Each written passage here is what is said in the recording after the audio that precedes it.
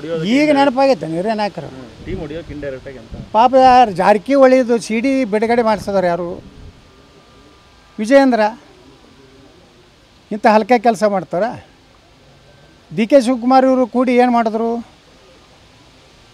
ರಮೇಶ್ ಜಾರಕಿಹೊಳಿ ಜೀವನ ಹಾಳು ಮಾಡಿದ್ರ? ಕುಮಾರ ಬಂಗಾರಪ್ಪ ಏನು ಮಾಡಿದರು?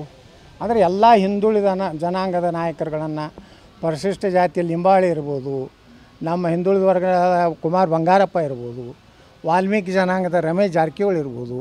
ನಾ ಎಲ್ಲರೂ ಕಾಂಪಿಟೇಷನ್ ಆಗ್ತೀನಿ ನನ್ನ ಮಗ ತನ್ನ ಮಗ ಅಂತೇಳಿ ಯಡಿಯೂರಪ್ಪ ನನ್ನ ಮಣ್ಣ ಕೊಡ್ಕೊತ ಬಂದ. ನನಗೆ BJP ಯಾವಾಗಲೂ ಬಿಟ್ಟು ಹೋಗಲ್ಲ. ಯಡಿಯೂರಪ್ಪ ತನ್ನ ಮಗನ ಭವಿಷ್ಯ ತನ್ನ ಸಲುವಾಗಿ ಯತ್ನಾಳ್ ಪಾಪ್ಯುಲರ್ ಲೀಡರ್ ಅದಾನ, ಎಲ್ಲರೂ ನಾಳೆ ನನ್ನ ಮಗ ಕೂತಾಗ್ತಂತ ಮೊನ್ನೆ ಅತ್ತು ಕರೆದು ಯತ್ನಾಳ ನೀವು ಹೊರಗೆ ಹಾಕ್ಲಿಕ್ಕಂದ್ರೆ ನಾನು ಉಪವಾಸ ಬಿದ್ದು ಸಾಯ್ತೀನಿ ಇಂಥೆಲ್ಲ ಆತ್ಮಹತ್ಯೆ ಮಾಡ್ಕೊತೀನಿ ಅಂತ ಹೇಳ್ತಾನೆ ರೀ.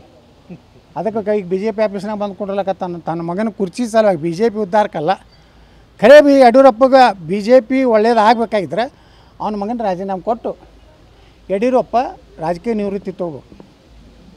ಭಾಳ ಗಂಭೀರ ಕೇಸ್ ಅದಾವೆ ಯಡಿಯೂರಪ್ಪ ಮೇಲೆ.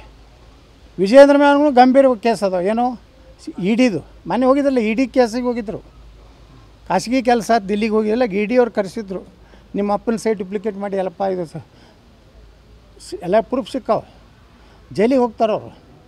ಅದಕ್ಕೆ ಸುಮಾರು ರಾಜಕೀಯದಿಂದ ದೂರ ಆಗಬೇಕು. ಭಾಳ ಒಂದು ಕ್ಷೇತ್ರಕ್ಕೆ MLA ಆಗಲಿ ಬಿಟ್ಟು ರಾಜ್ಯಾಧ್ಯಕ್ಷರು ನಾನೇ ರಾಜ್ಯದ ಮುಖ್ಯಮಂತ್ರಿ ಉಳ್ಕಿದವ್ರು ಏನು ಮಾಡ್ಬೇಕು? ನಾವೆಲ್ಲ ಪಾರ್ಟಿಗೆ ಅವರೊಬ್ಬನೇ ಅಟೆಕಟ್ಟ, ಒಬ್ಬನೇ ಸೈಕಲ್ ಇರ್ತಾನ.